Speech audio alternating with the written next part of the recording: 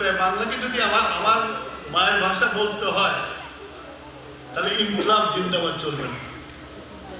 Inqilab is not my language.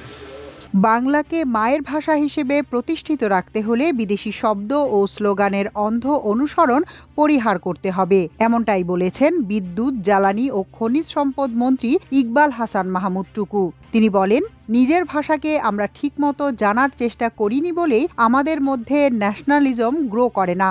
Inqilab তো অন্য দিকের ভাষা, যারা আমাদের ভাষা কেড়ে নিতে চেয়েছিল। এখন এটা নিয়ে আমাদের ইয়াং জেনারেশন গর্ব করে, আমার রক্তক্ষরণ হয়। আজ শনিবার সিরাজগঞ্জে এক অনুষ্ঠানে কথা বলেন তিনি। মন্ত্রীর এই বক্তব্য নিয়ে শুরু হয়েছে বিতর্ক। সামাজিক মাধ্যমে চলছে নানা আলোচনা সমালোচনা।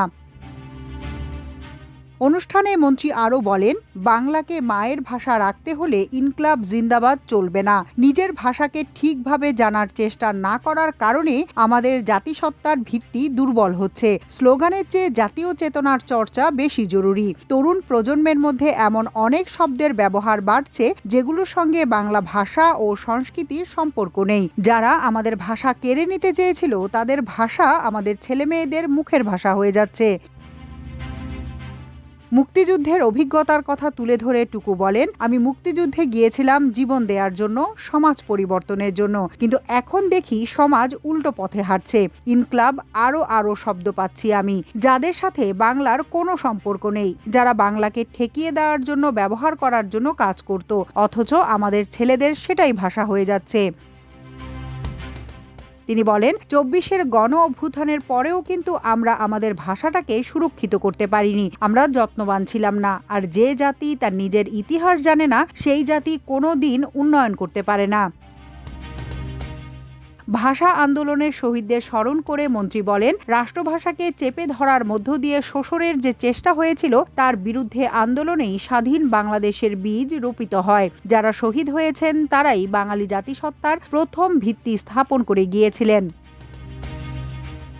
ব্রিটিশ শাসনামলের প্রসঙ্গ টেনে তিনি বলেন, ঔপনিবেশিক শাসন এ দেশের রাজনীতি ও সমাজে দীর্ঘস্থায়ী প্রভাব ফেলেছে। ইকবাল হাসান মাহমুদ টুকু বলেন, ইতিহাসের প্রতি যত্নবান না হলে কোনো জাতি উন্নত হতে পারে না। আমরা নিজেদের ইতিহাস জানি না বলেই ভাষাকেও পুরোপুরি সুরক্ষিত রাখতে পারিনি।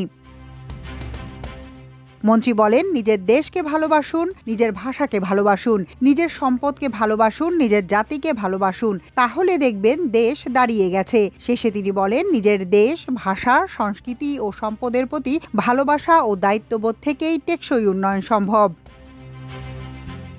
এদিকে বাংলায় হঠাৎ আরবি, ফার্সি বা ধর্মীয় শব্দের প্রবণতা বাড়ার পেছনে একক কারণ নেই। এটি রাজনৈতিক, সামাজিক, মনস্তাত্ত্বিক ও প্রযুক্তি নির্ভর বিবর্তনের জটিল মিশ্রণ। ইন্টারনেটের যুগে মুসলিম জনগোষ্ঠীর মধ্যে প্যান ইসলামিক পরিচয়ের জোয়ার এসেছে বলে মনে করেন সাংবাদিক ও মানবাধিকার কর্মী শাকিলা জেরিন।